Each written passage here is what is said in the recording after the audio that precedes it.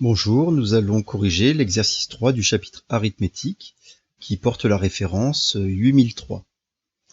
Alors dans cet exercice, on nous demande d'indiquer en justifiant si l'affirmation suivante est vraie ou fausse. L'affirmation est le nombre 231 est un nombre premier.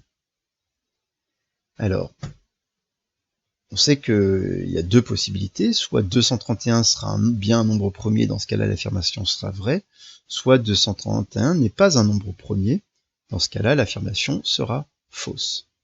Alors quand on a un nombre et qu'on cherche à savoir s'il est premier, on commence par essayer de voir si on ne serait pas capable de lui trouver un autre diviseur que 1 et lui-même. Je vous rappelle qu'un nombre premier, c'est un nombre qui n'admet que deux diviseurs, 1 et lui-même. Donc si on trouve un autre diviseur à 231 autre que 1 ou lui-même, ça prouvera que le nombre n'est pas premier. Pour chercher des diviseurs, qu'est-ce qu'on fait? On utilise ce qu'on appelle les critères de divisibilité. Être divisible par 2, par 3, par 4, par 5. Voilà les critères sur les petits nombres.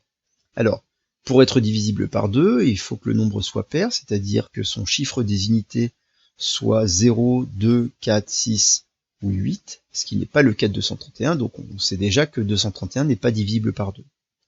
Et on sait aussi que 231, puisqu'il n'est pas divisible par 2, il ne sera divisible par aucun nombre pair. Bon, donc, voilà, c'est déjà quelque chose, mais ça ne prouve pas que 231 est un nombre premier, il va falloir aller un peu plus loin. On peut s'intéresser donc à savoir, est-ce que 231 est divisible par 3? Est-ce qu'il est dans la table de 3?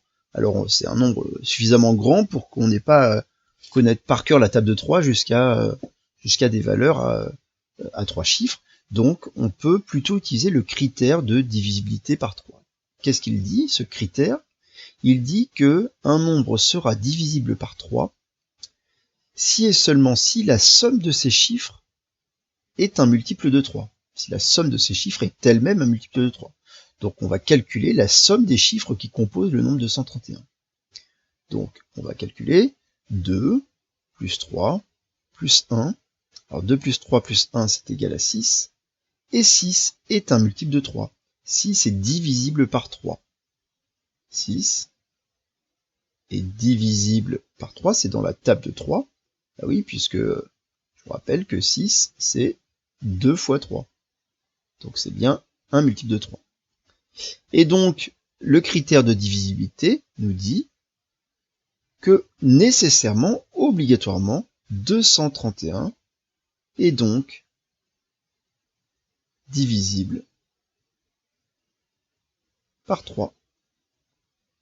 Et si 231 est divisible par 3, on en conclut que 231 n'est pas un nombre premier, puisqu'on lui a trouvé un diviseur qui était différent de 1 et de lui-même. N'est pas un nombre premier. Conclusion, l'affirmation est fausse.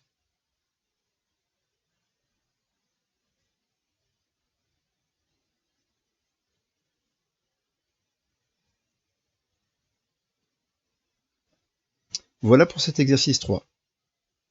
Au revoir.